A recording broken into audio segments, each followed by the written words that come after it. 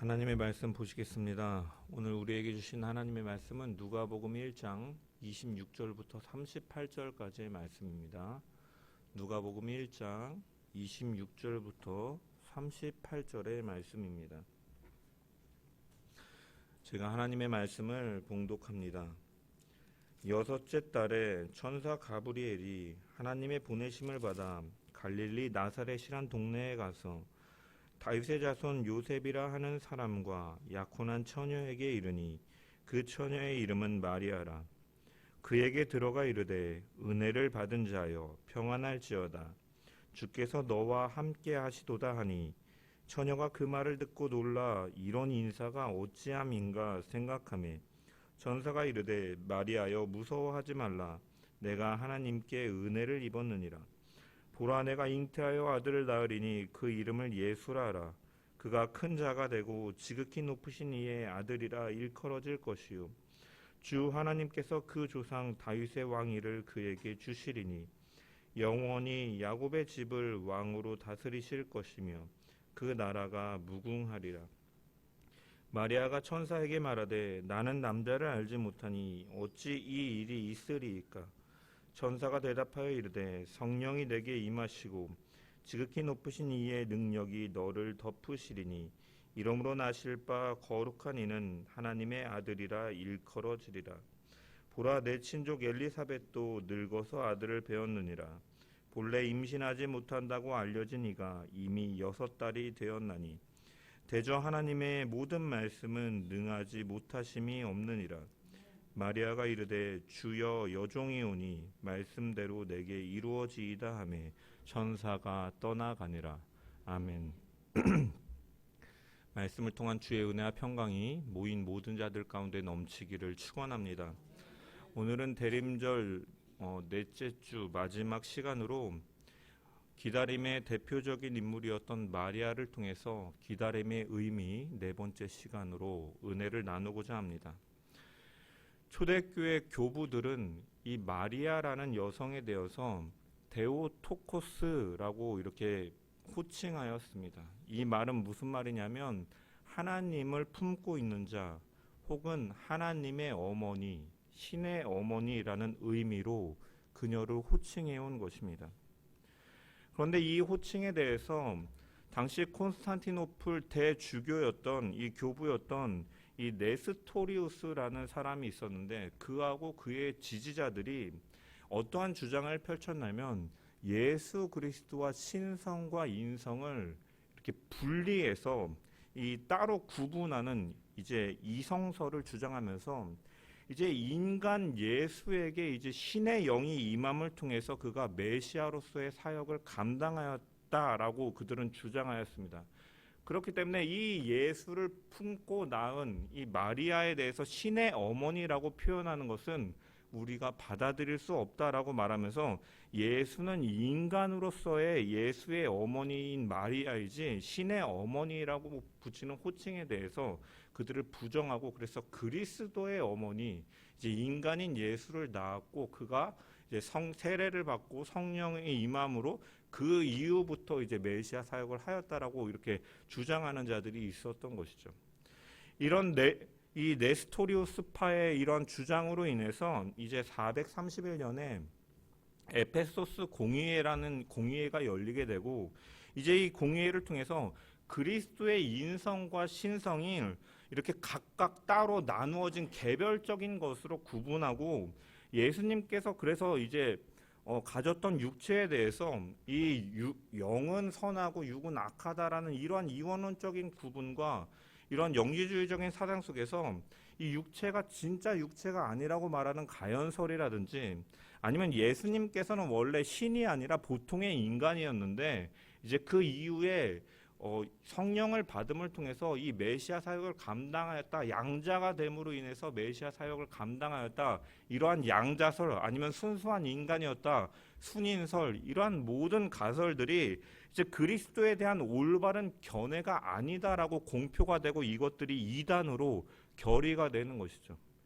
그러면서 이제 예수 그리스도를 낳은 마리아를 향한 이 데오토코스라는 호칭 역시도 그때부터 때부터 계속 이어져 오고 있는 것이고, 현재 가톨릭에도 이러한 표현들이 성모라는 표현을 통해서 이루어지고 있는 것이죠.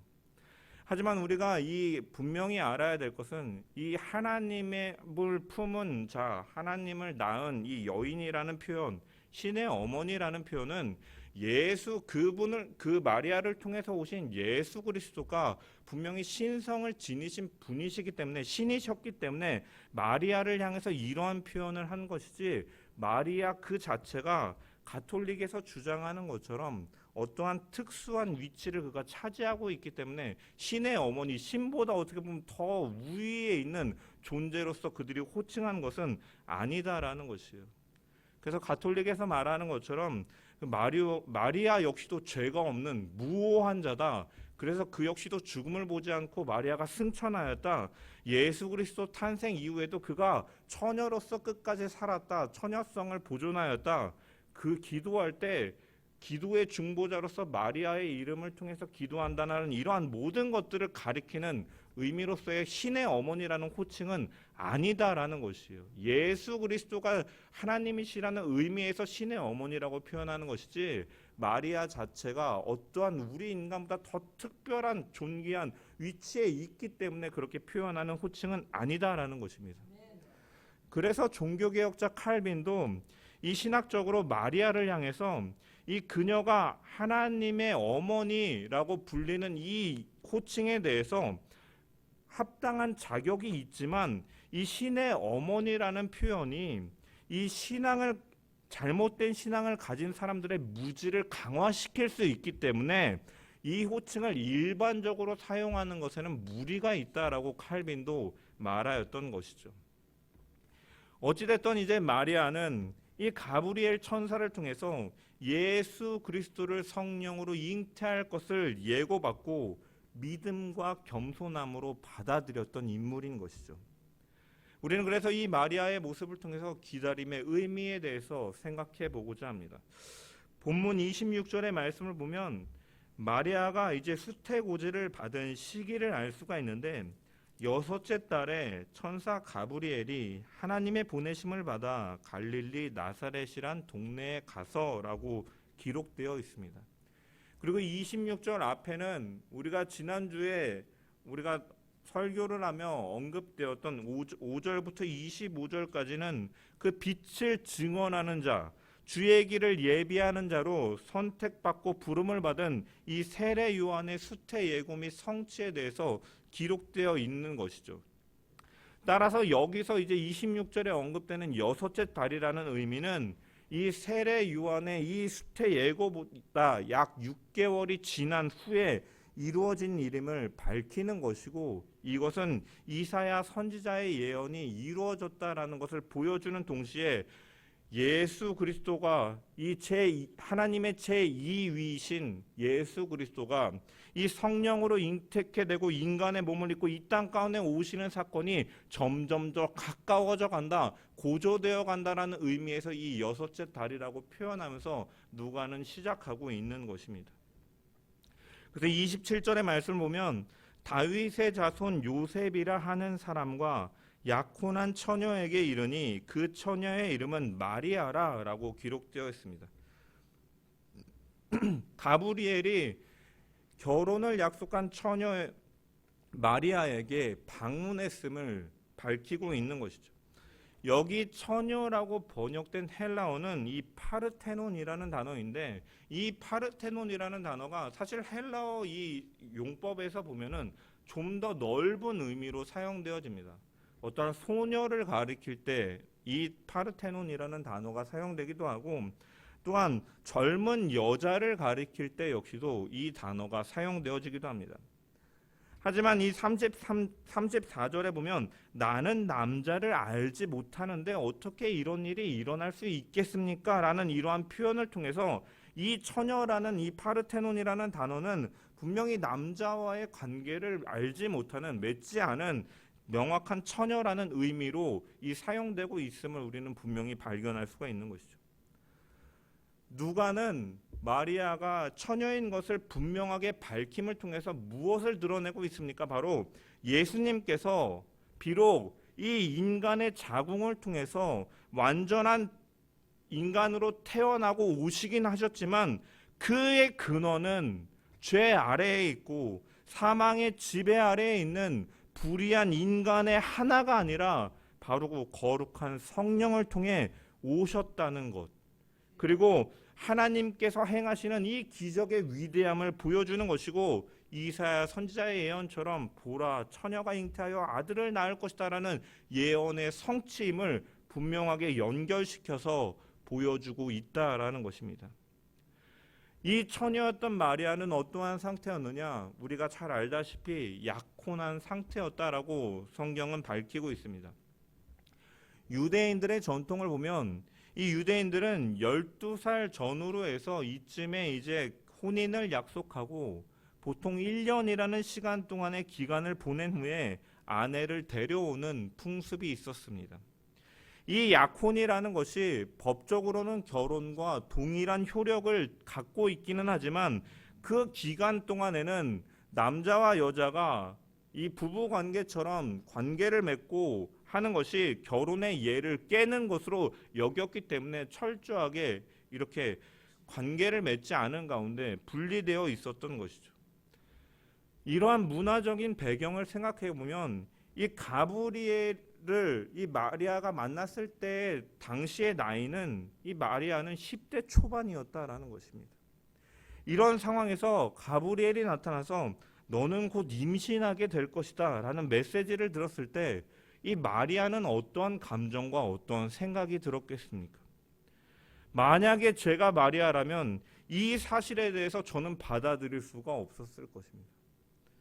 어떻게 이런 일이 이럴 수 있습니까? 아마 저는 따졌을 것입니다. 저는 결혼을 약속한 상태이고 어떻게 먼저 상대방은 알지도 못하는 아이를 내가 가질 수 있겠습니까? 그것은 결혼에 대한 예가 아니고 앞으로 살 날이 많은 나의 인생을 망치려 하십니까? 저는 아마 이렇게 따졌을 것입니다. 부정하는 일들을 가졌을 것 같습니다. 그런데 사실은 마리아 역시도 아마 마찬가지의 과정이 있었을 것입니다. 오늘 본문 38절의 말씀을 보면 마리아가 이르되 주의 여종이 오니 말씀대로 내게 이루어지이다 하며 천사가 떠나가니라 라고 하면서 마리아가 굉장히 쉽게 이 내용을 수긍한 것처럼 보이지만 사실 이 이야기는 축약된 버전일 가능성이 분명합니다. 그리고 그 사이에는 아마 마리아 역시도 쉽게 수용하지 못하고 울고 불고하며 소리치면서 천사와 논쟁하는 시간들이 있었을 것입니다. 왜냐? 마리아에게 있어서 가브리엘의 메시지는 분명히 그에게 있어 청천벽력과 같은 소식이었기 때문이죠. 그래서 실제로 사실 이 본문을 우리가 조금 더 디테일하게 살펴보면 마리아 역시도 상당히 고심한 흔적을 우리가 발견할 수가 있는데, 흥미로운 것은 마리아가 이 가브리엘을 통해서 메시지를 알게 되었을 때보다 먼저 천사가 인사를 건넸을 때 더 당황하는 모습을 보이고 있습니다. 29절의 말씀을 보면 처녀가 그 말을 듣고 놀라 이런 인사가 어찌함인가 생각하매 라고 이렇게 기록하고 있죠. 여기 놀라라고 번역된 헬라어는 디에타라크테라는 단어인데 심히 불안한 감정을 가리키는 단어입니다. 그리고 여기 생각하매라고 번역된 단어는 디엘로 기제토라는 단어인데 곰곰이 생각했다, 놀라워했다라는 의미뿐만이 아니라 논쟁했다라는 의미도 가지고 있는 단어입니다. 거기다가 이 생각하매라는 단어가 이 헬라어 원문으로 보면 시제가 이 미완료 시제가 사용되어 있습니다. 미완료 시제가 사용되었다라는 것은 그냥 일회성으로 그치는 것이 아니라 지속적인 행동을 의미하는 시제가 바로 이 미완료 시제인 것이죠. 즉 따라서 마리아는 가브리엘이 처음 나타나서 인사하는 그 순간부터 궁금해하고 곰곰이 생각하고 논쟁하는 상태가 계속해서 진행되어 있음을 이 29절의 말씀을 통해서 우리는 알 수가 있다는 것입니다. 그는 단순히 조금 궁금증에 호기심을 가지고 흥미로워하거나 왜 나타났는가, 왜 인사를 하는가 궁금해하는 수준이 아니라 깜짝 놀라면서 혼란해하고 불안해하며 초조하며 근심하며 여러 감정을 지닌 상태로 그가 지속적으로 그러한 감정을 느끼고 있었음을 발견할 수가 있다라는 것이죠. 그렇다면 마리아는 무엇 때문에 그렇게 심란해했다는 것인가? 여러분 본문을 자세히 읽어보면은 마리아는 내가 잉태하여 아들을 낳으리니 그 이름을 예수라 하라라는 말을 듣기 이전에 이미 놀라가지고 그가 근심하고 논쟁하고 이런 깊은 고민에 빠져 있다라고 성경은 밝히고 있다라는 것이죠. 그렇다면 그 이전에 주된 메시지 이전에 이미 가브리엘의 인사를 통해서 인사말 가운데 그는 고민되어지는 내용들이 그 인사말 가운데 있었다라는 것을 우리가 알 수 있다라는 거죠. 그렇다면 이 천사가 그에게 한 인사말은 무엇입니까? 28절의 말씀에 보면은 그에게 들어가 이르되 은혜를 받은 자여 평안할지어다 주께서 너와 함께 하시도다. 은혜를 받은 자여 평안할지어다 주께서 너와 함께 하시도다. 이 가브리엘의 인사말은 이제 세 부분으로 나눌 수가 있는데 우리말로는 은혜를 받은 자여 평안할지어다. 은혜를 받은 자가 먼저 나오지만 히브리어 구문상으로 보면은 이 평안할지어다가 먼저 나옵니다. 그래서 이 카일에 평안할지어다 혹은 기뻐하여라 라고 이렇게 명령형으로 기록되어 있는데 이것은 무엇이냐? 마리아가 이제 뒤에 나오는 특별한 은혜와 특권을 받은 자이기 때문에 너는 그것으로 말미암아 즐거워하라. 즐거움이 너와 함께 할지어다라는 의미를 담고 있는 것이죠. 너에게 특별한 은혜가 임하니까 너는 즐거워해야 된다라고 말하고 있는 것이고 그리고 은혜를 입은 자야라.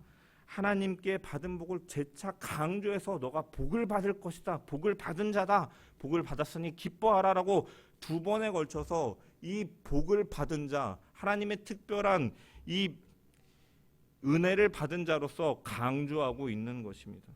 그리고 세 번째로는 주께서 너와 함께 하신다라는 것은 무슨 말입니까? 하나님의 임재를 약속하는 것이죠. 그래서 마리아에게 나타나니 너가 특별한 은혜를 받을 것인데 이것은 하나님의 능력에 의해서 벌어질 일이다 라고 천사는 인사하고 있는 거예요. 인사말 가운데 하고 있는 거예요. 여러분 은혜를 받은 자여 평안할지어다 주께서 너와 함께 하시도다.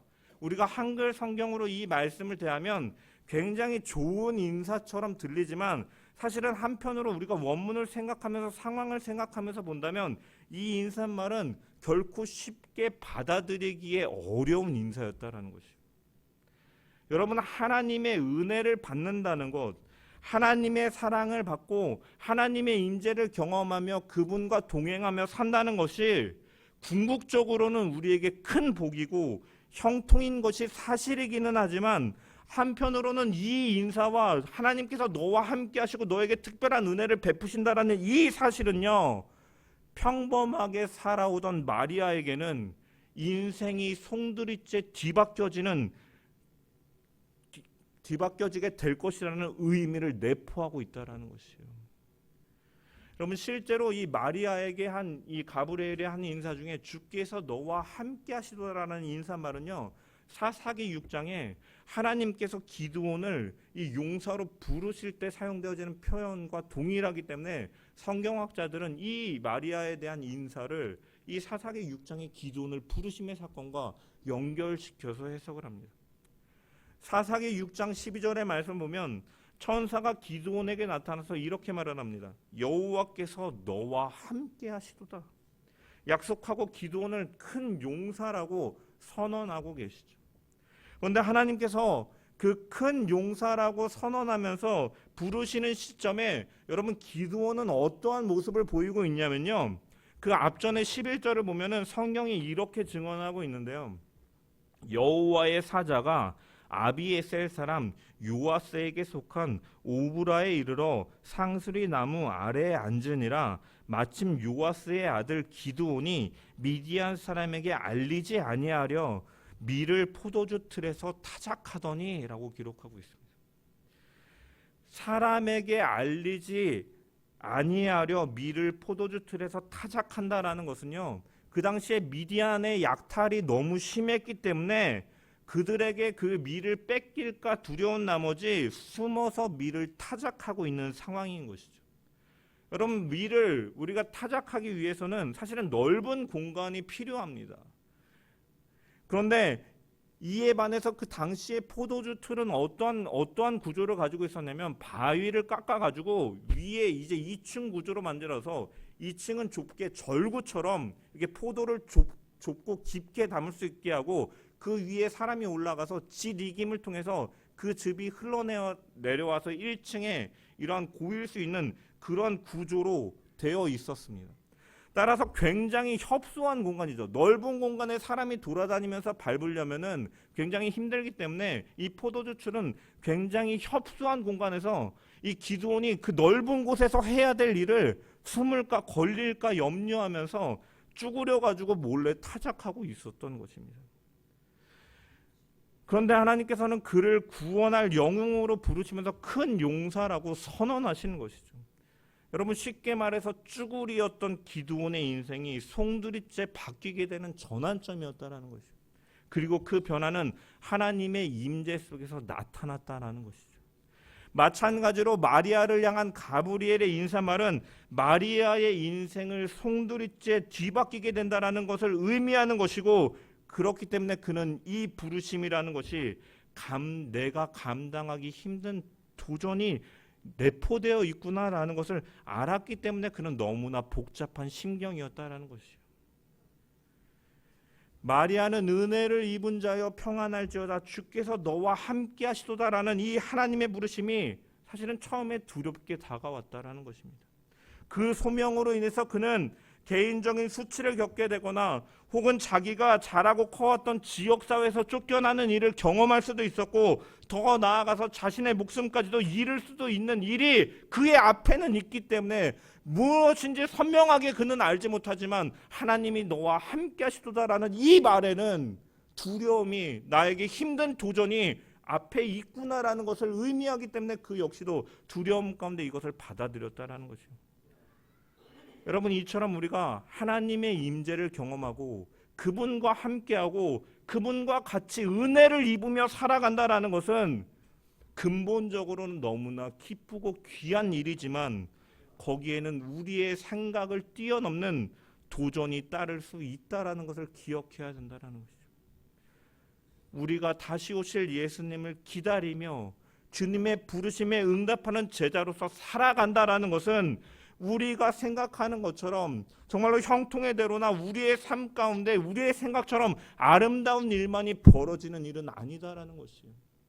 때로는 내가 의지해왔던 모든 것으로부터 떠나야 되는 시간이 도전으로서 하나님께서 주실 수도 있는 것이고, 사람들로부터 이로 인하여 배척을 받을 수도 있는 것이며, 더 나아가서 목숨까지도 잃을 수 있는 그러한 일들이 예수를 따르는 그러한 과정, 부르심 가운데 기다림의 과정 속에는 있을 수 있다라는 사실을 우리는 분명히 기억해야 된다는 것이죠.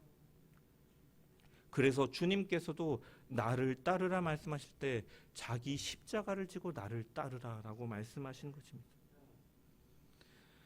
그렇다면 마리아는 이러한 이 두려움 가운데서 그녀는 이 메시지를 듣고 나에게 어떻게 이런 일이 있겠습니까? 당황함으로 나아가 결국 38절에 당신의 말씀대로 나에게 이루어지기를 바랍니다라고 고백하며 상황을 받아들일 수 있었던 것에는 어떤 이유가 있느냐? 그녀는 앞으로 벌어질 일들을 완전하게 이해할 수는 없었지만 하나님의 은혜를 은혜로 받아들였고 그가 믿음으로 그것을 고백하였기 때문인 것이죠. 여러분, 우리가 흔히 믿는다라고 표현하면 그 안은 두 가지로 분류할 수가 있습니다. 첫 번째로는 신념이고 두 번째는 신앙이죠. 신념과 신앙 둘 다 그대로 믿고 그대로 받아들이는 것을 의미하지만 그것은 분명히 차이가 있습니다. 여러분, 신념이라는 것은 무엇입니까? 내가 이해하고 받아들일 수 있는 것을 굳게 믿는 것이 신념이에요. 내가 배우고 경험하고 내가 사색해서 정하게 된 어떠한 사상이라든지 이념이나 진리 같은 걸 내가 이해하고 받아들이고 내가 이것이 옳다라고 믿는 것이 그 사람의 신념인 것입니다. 이에 비해서 신앙이라는 것은 어떻습니까? 이해가 되지 않더라도 하나님의 말씀을 하나님의 말씀으로 믿는 것이 바로 신앙인 것이죠. 하나님께서 말씀하셨기 때문에 다 이해할 수 없고 받아들일 수 없어도 믿는 것을 가리키는 것이 바로 신앙인 것입니다. 예를 들어서 오늘날 사람들이 이 우주의 탄생과 기원을 우연히 어떠한 큰 폭발로 인해서 우주가 팽창되어 가고 많은 행성들과 이 행성들과 은하들이 생겨났다라고 그리고 그 가운데서 이 생명체가 생겨난 것도 어떠한 우연히 적합한 환경이 조성되고 그 우연히 어떠한 이 진화가 따름을 통해서 존재하게 되었다라고 믿는 사람들이 답은, 왜냐하면 하나님, 보이지 않는 하나님을 이해하고 받아들이기보다는 차라리 이렇게 이해하는 게 인간들의 사고에는 더 적합하다고 생각하기 때문에 그것을 동의하고 믿게 된 것이죠. 이것은 신념입니다. 그러나 우리는 어떻게 이 우주의 기원과 우리의 창조의 기원을 어떻게 고백하고 있습니까? 바로 하나님께서 천지를 창조하셨고 우리를 창조하셨다라고 믿는 것이죠. 그 근거는 사실은 우리의 이성으로는 찾기 힘듭니다. 성경도 분명히 이미 선언을 하고 시작하잖아요. 태초에 하나님이 천지를 창조하신, 하나님이 어떠한 분이셨다, 태초가 언제고 언제부터 이렇게 설명하는 것이 아니라 하나님께서 하신 일이기 때문에 당연히 그냥 기정사실로서 선포하는 것이 창세기 1장 1절인 것입니다. 우리는 하나님께서 그렇게 하셨다고 말씀하셨기 때문에 믿게 된 것이죠. 이것이 바로 신념과 신앙의 차이인 것인데, 마리아는 이 가브리엘 천사가 이 동정녀로서 아들을 낳을 것이다, 처녀로서 아들을 낳을 것이다 말했을 때 처음에는 믿을 수가 없었던 것이죠. 나는 남자를 알지 못하는 자인데 어떻게 그 일이 내게 일어날 수 있겠습니까? 신념의 차원에서 그 말을 받아들일 수가 없고 믿을 수가 없었던 것이죠. 하지만 천사 가브리엘이 이제 하나님의 모든 말씀은 능하지 못하심이 없느니라 라고 말했을 때, 하나님의 말씀이다라고 했을 때 마리아는 믿을 수가 있었다라는 것입니다. 그가 신앙의 차원에서 자기가 사랑하는 이 하나님께서 자기에게 하신 말씀이기 때문에 믿을 수가 있었던 것이죠. 그래서 누가복음 1장 45절에 보면은 엘리사벳이 마리아를 보면서 이렇게 축복합니다. 주께서 하신 말씀이 반드시 이루어지리라고 믿은 그 여자에게 복이 있도다. 신앙으로 하나님의 말씀이 이루어지리라고 믿은 마리아가 복되다라고 축복하였던 것이죠. 마리아는 처음에는 자신의 이성으로는 믿을 수가 없었지만 신앙적으로 하나님의 말씀이라고 했을 때 그 말씀을 믿을 수가 있었던 것입니다. 이처럼 마리아는 처음에 자기의 신념으로는 이해가 가지 않는 일일지라도 하나님께서 말씀하신 것을 신앙으로 믿고 그것을 기다렸던 자인 것이죠. 우리가 기다림 가운데, 우리의 삶 가운데 때로는 우리의 삶 속에서도 내가 이해하기 어렵고 내가 받아들이기 어려운 상황들이 펼쳐질 수가 있다라는 것이에요. 신앙의 길 가운데.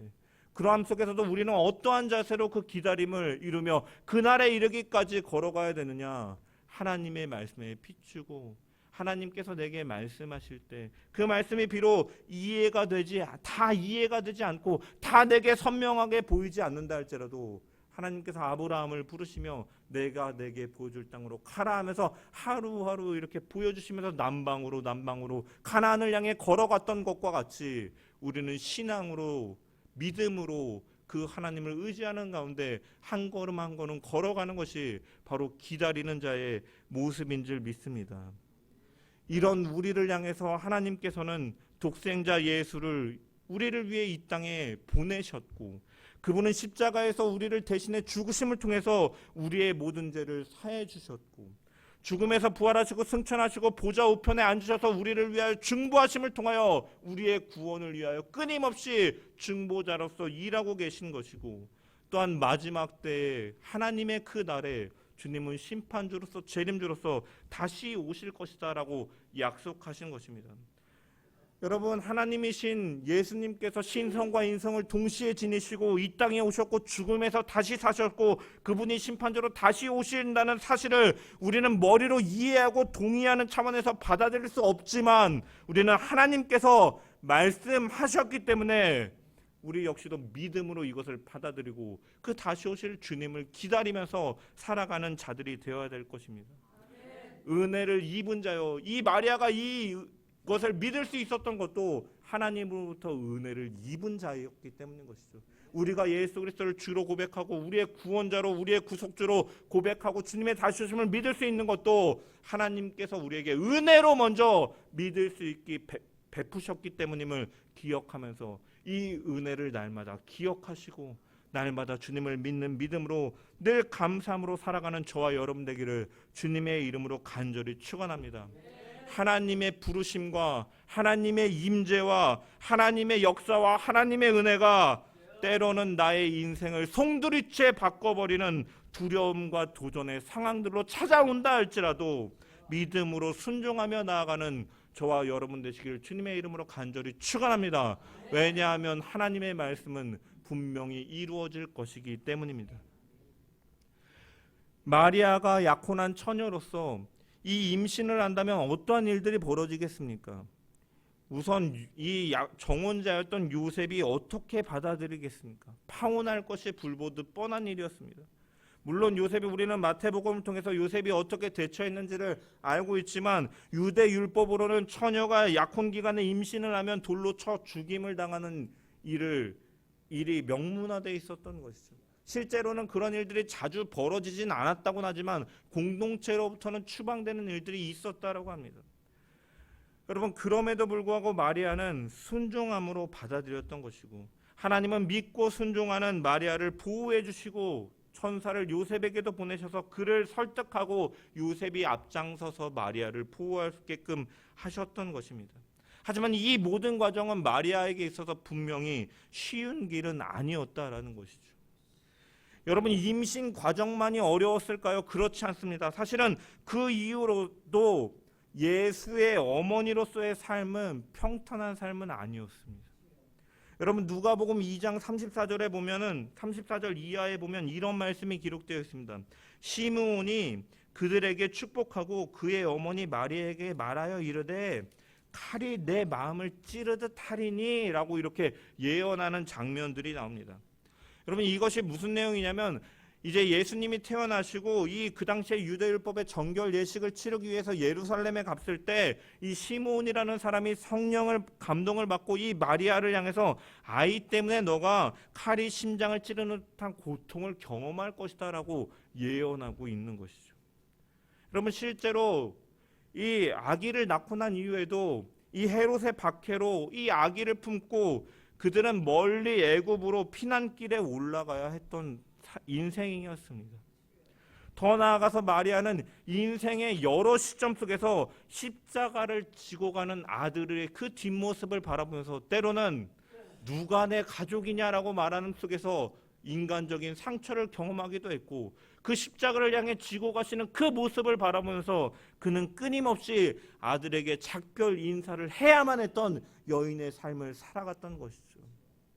부활하실 것을 기다리면서 제자들과 함께 그저 조용하게 사도행전에 보면 함께 기도하는 자리에 있었던 자였던 것입니다.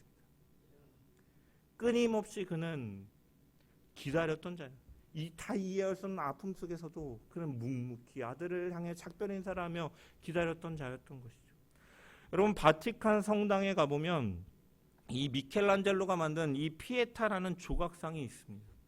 저는 실제로 가서 아직 보지는 못했지만 이제 유튜브를 통해서 그러한 막 천지창조라든지 막 이런 피에타 조각상을 막 분석하고 어떠한 의미를 가지고 있고 이런 것들을 설명해주는 유튜버를 이렇게 유심히 보았던 적이 있는데 이 피에타라는 조각상 아마 여러분들도 제가 설명하면 아실 거예요. 십자가에서 죽으신 아들 예수를 품에 안고 비통해하면서 이렇게 앉아있는 이 마리아의 슬픈 표정을 가진 이 조각상이 바로 이 피에타라는 조각상입니다.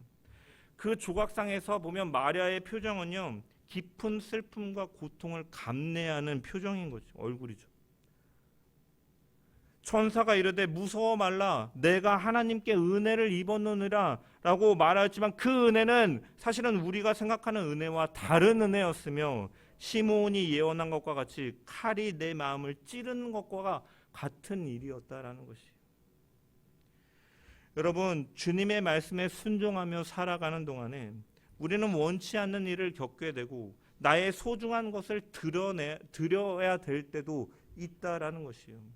그리고 이러한 희생과 헌신을 통해서 우리는 깨닫고 누리게 되는 은혜는 바로 그것이 하나님이 우리를 부르심 가운데 기다리며 누리게 하시는 은혜다라는 사실을 우리는 기억해야 될 것입니다. 많은 성도들이 죄 사함을 받고 구원받는 은혜, 이 세상에서 돌보심을 받고 형통하며 범사가 잘 되는 은혜만을 생각합니다. 아무런 희생도 없고 단지 자기가 이 원하는 은혜를 받을 것만을 생각하지만 하나님께서 성도를 부르시고 기다림 가운데 주시는 은혜는 그런 것을 뛰어넘어서 십자가의 고난과 당혹감과 어려움 속에서도 그분을 향한 하나님을 향한 헌신과 기다림을 하나님께서는 기대하고 계신다라는 사실을 우리는 분명히 발견해야 될 줄 믿습니다.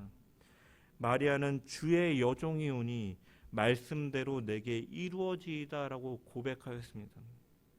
제가 예전에 사회복지를 전공하면서 이 부천 성모병원에서 실습할 때 이 수녀님들하고 많은 교제를 나눌 기회가 있었는데 그 수녀님들이 이 고백을 이 마리아의 이 고백을 순종의 표어로 삼고 그들도 고백한다라고 하더라고요. 마리아는 하나님께 쓰임 받는 데 있어서 가장 중요한 모습, 기다림 가운데 어떠한 모습을 갖고 있습니까? 바로 순종하는, 믿음으로 믿었고 순종하는 모습을 보이고 있다라는 것이죠.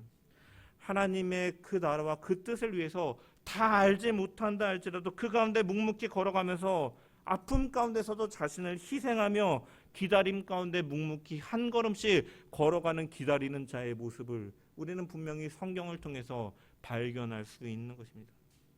아이를 낳을 때뿐만이 아니라 평생의 시간 속에서 믿음과 순종함으로 기다렸던 마리아와 같이 주님을 기다리는 성도들 가운데도 때로는 이해되지 않고 어려움의 시간들이 찾아온다 할지라도 우리는 하나님 앞에서 믿음으로 받아들이고 그 가운데 묵묵히 순종함으로 기다리며 걸어나가는 우리 모든 자들 되기를 주님의 이름으로 간절히 축원합니다.